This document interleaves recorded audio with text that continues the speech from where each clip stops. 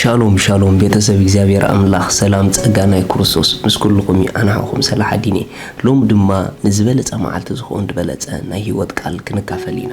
ሎም ንካፈሎ ቃል ናይ ቃሉ ብርሃን ኣብ ውሽጥና ዝብል እዩ ሪኢኹም ብሩኻት ናይ እግዚአብሔር ቃል ናይ ብርሃን ቃል እዩ እቲ ቃል ንባዕሉ ብርሃን እዩ ናይ ቃሉ ብርሃን ኣብ ውሽጥና ኣብ መንፈስና ኣብ ነፍስና እንዳበዝሐ ክኸይድ እንተደኣ ጀሚሩ ካብቲ ሓደ ኣብ ህይወትና እንታይ ይገብር እንተደኣ ኢልኩምኒ ናይ ቃሉ ብርሃን ነቲ ናይ ውሽጢ ናይ ምስትውዓል ኣዒንትና ክኸፍቶ ይጅምር እንተደኣ ምስትውዓልኩም ተኸፊቱ ንደገ ዘይኮነ ንውሻጠ ናይ ምርኣይ ዓቕምኩም ክዓቢ ይጅምር ሪኢኹም ብዙሓት ሰባት ንደገ ዘርእያ ኣዒንቲ ኣለዎም ንውሽጢ ዘርኢ ኣዒንቲ ግን ብትኽክል ኣይጥቀሙሉን እዮም ምኽንያቱ እቲ ናይ ውሽጢ ኣዒንቲ ብናይ ቃል ኣምላኽ ብርሃን ይዝኽፈት ኣብ ጸልማት ዓይኑ እኳ ኸለካ ክትርእየሉ ከምደይ ትኽእል ልክዕ ከምኡ ድማ እቲ ኣብ ውሽጥና ዘሎ ህይወት ክሳዕ ናይ ቃሉ ብርሃን ብግቡእ ዘይረኸበ ብግቡእ ከዓ ክርኢ ኣይክእልን እዩ ዓይኒ ስለ ዘይብልና ዘይኮነስ ነገር ግን ብርሃን ስለ ዘይብልና መጽሓፍ ክዛረብ ከሎ ኤፌሶን ምዕራፍ 1 ጥቕሲ 18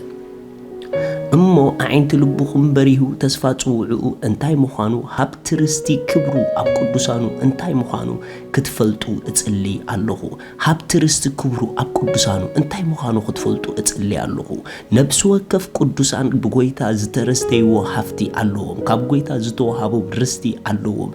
ነገር ግን ነዚ ተቐቢሎሞ ዘለዎ ሃፍቲ ነዚ ተቐቢሎሞ ዘለዎ ርስቲ እንታይ ምዃኑ ከይፈለጡ ክጥቀሙሉ ኣይክእሉን እዮም ስለዚ ከመይ ጌርና ከም ንፈልጦ ክነግረና ከሎ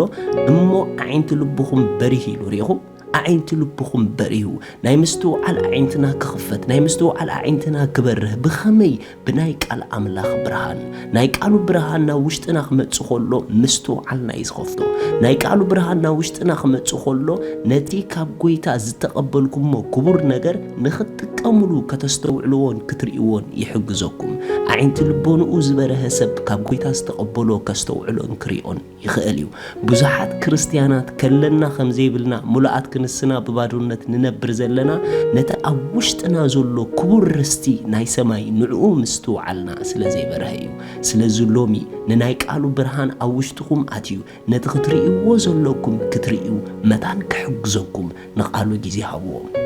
ንቃሉ አስተንትንዎ ንቃሉ አጽንዕዎ ንቃሉ እንተዳ አስተንቲንኩም ንቃሉ እንተዳ አጽኒዕኩም ብርሃን ቃሉ ኣብ ውሽጥኩም ክበዝሐልኩም እዩ እቲ ብርሃን እቲ ድማ ኣብ ካል ዓይነት ህይወት ከመላልሰኩም ክጅምር እዩ ናይ እግዚአብሔር ቃል ናይ ብርሃን ቃል እዩ መኽፋት ቃል ካይብርህ ንገረታት ድማ